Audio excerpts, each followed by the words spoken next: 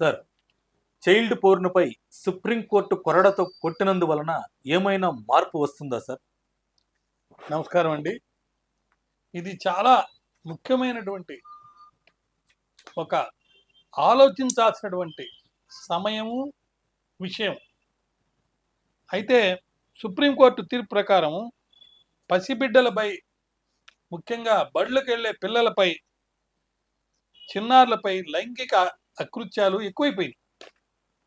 ఎంత ఎక్కువైపోయినాయి అంటే తెలిసిన వాళ్ళే వాళ్ళ మీద ఈ అశ్లీలటువంటి దృశ్యాలని చిత్రీకరించి వాటిని డౌన్లోడ్ చేయటం, మార్పింగ్ చేయటం, లేకపోతే పంపించడం చేస్తున్నారు.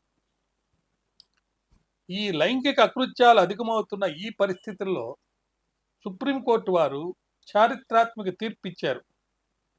వాళ్ళు అన్నది ఏంటంటే, ఈ యొక్క చైల్డ్ పోర్న్ అనేది, ముఖ్యంగా బాలలపై లైంగిక పీడన, వేధింపులు అనేది ప్రపంచవ్యాప్తంగా అఘాయిత్యాలు చేస్తున్నటువంటి అనేక మంది మీద చాలా మంది కుట్ర చేసి వాళ్ళని ఇరికిచ్చి డబ్బులు లబ్ధి పొందుతున్నారు. మరి ఈ దారుణ ఘటనల వల్ల చిన్నారుల జీవితాలు నాశనం అయిపోతున్నాయి. ఈ పరిస్థితుల్లో ఆ పిల్లలు మానసికంగా వేదన చెందుతున్నారు. కాబట్టి ఈ తరహా అమానుష చర్యలకు ప్రేరేపిస్తున్న, మూల కారణమవుతున్న దుర్వ్యసనాలకు అడ్డుకేట వేసే దిశగా మరి ఆచరణాత్మకంగా అనేక చర్యలు చేపట్టాలని చెప్పి అమెండ్మెంట్స్ కూడా తీసుకురావాలి. పోస్కో యాక్ట్లో కానీ, చిల్డ్రన్ యాక్ట్లో కానీ సుప్రీంకోర్టు వాళ్ళు సజెషన్ ఇవ్వడం జరిగింది. మరి బాలలతో చిత్రించిన హాస్యాల దృశ్యాలను, వైల్డ్ పోర్నోగ్రఫీ అనేది చూడకూడదు. అంతేకాకుండా డౌన్లోడ్ కూడా చేసుకోకూడదు. వాటిని కలిగి ఉన్నా కానీ నేరము అని చెప్పి ప్రధాన న్యాయమూర్తి ఆనరబుల్ జస్టిస్ వైవి చంద్రచూడ్ గారు మరియు జస్టిస్ జేబీ పార్దివాల్తో కూడిన ధర్మాసనం సోమవారం నాడు సంచలనమైనటువంటి తీర్పు ఇచ్చింది. అసలు ఈ నేపథ్యం అంతా ఎందువల్ల ఇది జరిగిందంటే, చైల్డ్ పోర్నోగ్రఫీ చూడటం, కలిగి ఉండటం నేరం కాదంటూ జనవరి 11వ తారీఖున మద్రాస్ హైకోర్టు తీర్పిస్తే, దాని మీద వచ్చిన అప్పీల్లో మొన్న సోమవారం నాడు డివిజన్ బెంచి ఈ తీర్పు ఇవ్వడం జరిగింది. సుమారు 28 ఏళ్ల యువకుడిపై మొబైల్ ఫోన్లో ఈ చైల్డ్ పోర్నోగ్రఫీని డౌన్లోడ్ చేసి కలిగి ఉన్నాడు అనే ఒక విషయం మీద కేసు పెట్టడం జరిగింది. అశ్లీల దృశ్యాలను వీక్షించే వాళ్ళు ఒక మానసిక రుగ్మతలకు ఎదుర్కొంటున్నారు. కాబట్టి అదేవిధంగా ఇది డౌన్లోడ్ చేసి అతను చూసినా చూడకపోయినా ఫోన్లో కలిగి ఉన్నాడు కాబట్టి అది కూడా నేరమే, ఎప్పుడైనా చూసే అవకాశం ఉంటుంది అని చెప్పి చిన్నపిల్లలకు సంబంధించిన వరకు రక్షణ కల్పించాలనే ఉద్దేశంతో ఈ తీర్పు ఇవ్వడం జరిగింది. మద్రాస్ హైకోర్టు వారు ఏమన్నారంటే, ఈ అంశంలో మానసికంగా రుగ్మతలకి చెందిన వాళ్లే ఈ డౌన్లోడ్ చేసి పెట్టుకుంటున్నారు. కాబట్టి వాళ్ళని శిక్షించేదానికంటే వాళ్ళని ఒక పేషెంట్లుగా అనుకొని వాళ్ళ మానసిక రుగ్మతల్ని సరిదిద్దాలంటే సమాజాన్ని చైతన్యవంతం చేసి వాళ్ళు తప్పు చేయకుండా చూడాల్సిన బాధ్యత మన మీద ఉంది అని చెప్పి అనడం జరిగింది. అయితే సుప్రీంకోర్టు వారు దాన్ని ఒప్పుకోలేదు. ఎవరైనా సరే దీన్ని డౌన్లోడ్ చేసి పెట్టుకున్నా కూడా అది నేరము.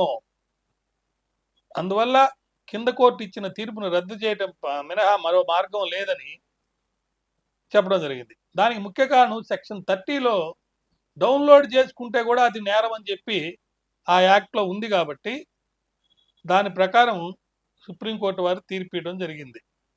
అసలు పోర్నోగ్రఫీ అంటే అశ్లీల రచన, దృశ్యాలనే అనే అర్థం వాడుకలో ఉంది. కానీ వాస్తవంగా పోక్సో చట్టంలో ఉన్న చైల్డ్ పోర్నోగ్రఫీ పరిభాష బాలలపై జరుగుతున్న లైంగిక దారుణాలు, లేకపోతే ఇబ్బందులు, వీటన్నిటి కూడా దాంట్లో తీసుకోవడం జరిగింది.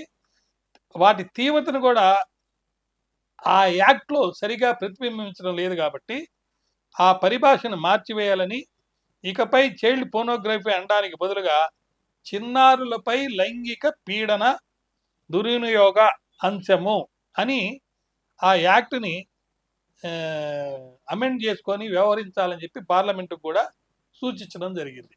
కాబట్టి మనకు ఎవరో పంపించారు అని చెప్పి చిన్నారులకు సంబంధించినటువంటి ఒక అశ్లీల చిత్రాన్ని డౌన్లోడ్ చేసి మీ ఫోన్లో పెట్టుకున్న అది నేరం అవుతుంది. కాబట్టి బాలలపై లైంగిక పీడన, వేధింపులు, అఘాయిత్యాలు ప్రపంచవ్యాప్తంగా ఒక సమస్యగా మారి సమాజాన్ని చీడపురుగులా కాటేస్తుంది. కాబట్టి ఎవ్వరు కూడా తొందరపడి తెలుసో తెలియకో ఏదైనా వీడియో వస్తే డౌన్లోడ్ చేసి పెట్టుకోవద్దండి. దాన్ని వీక్షించను కూడా వీక్షించొద్దండి. రికార్డెడ్గా ఎవరు దీన్ని చూస్తున్నారనేది ఐపీ అడ్రస్ను బట్టి పోలీసు వాళ్ళు కనుక్కునే అవకాశం ఉంది. కాబట్టి ఏదో నేను చూశాను అనే ఉద్దేశంలో మటుకు మీరు దాన్ని డౌన్లోడ్ చేసుకొని మరి 2012లో ఏర్పాటు చేసినటువంటి పోక్సో యాక్టాన్లో ఉన్న సెక్షన్ల ప్రకారం శిక్షకు గురి కావద్దని చెప్పేసి నేను మనవి చేసుకుంటున్నాను. అయితే లైంగిక విద్యపై పోక్సో చట్టంలోని నిబంధనలపై పాఠశాల స్థాయి నుంచే పిల్లలకి ఒక అవగాహన ఏర్పాటు చేసి దాని మీద చర్చలు జరిపి వాళ్ళని విజ్ఞానవంతులుగా తయారు చేస్తే తప్ప ఈ సమస్య పరిష్కారం కాదు. లైంగిక నేరాలకి ఐటీ చట్టంలోని సెక్షన్ 67B ప్రకారము విధించే శిక్షలపైన కూడా ప్రజలకి మంచి అవగాహన కల్పించాలి. అలా లేకపోతే ఏమవుతుందంటే పబ్లిషింగ్, ట్రాన్స్మిటింగ్, క్రియేటింగ్ ఈ మూడు కూడా పిల్లలకు సంబంధించిన మెటీరియల్ అంటే అబ్యూజివ్ మెటీరియల్, సెక్చువల్ అబ్యూజ్ మెటీరియల్ని ఎవరైనా కూడా క్రియేట్ చేసి పెట్టేసేస్తున్నారు. అది చాలా నేరం.